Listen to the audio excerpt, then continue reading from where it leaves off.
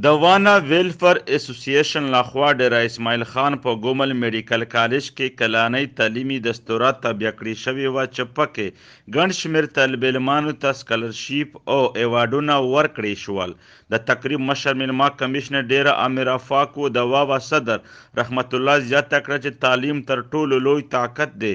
که چیرته تاسو مخ په وړاندې تلل غواړئ نو باید معیاري تعلیم ترلاسه کړئ. وانا ویلفر اسوسییشن 2004 کې قیام شوی دی او 2004 نه مسلسل وانا ویلفر اسوسییشن لګیا دی.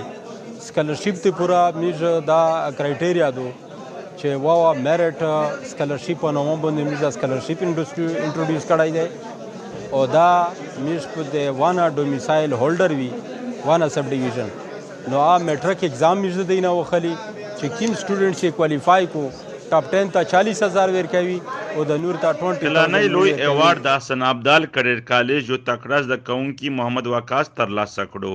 نننۍ غونډه کې واوا 18 لکه روپۍ سکالرشیپ تقسیم کړو.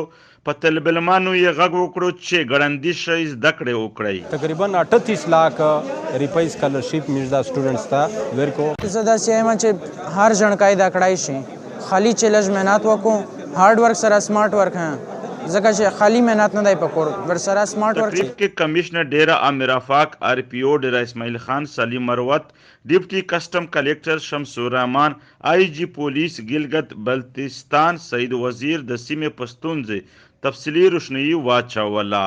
د یادونې وړ ده چې واوا لا تیرو 19 کالو راهیسې په بېلابېلو شعبې کې خدمت کوي. نورعلي وزیر، وحدت نیوز، ډیره اسماعیل خان.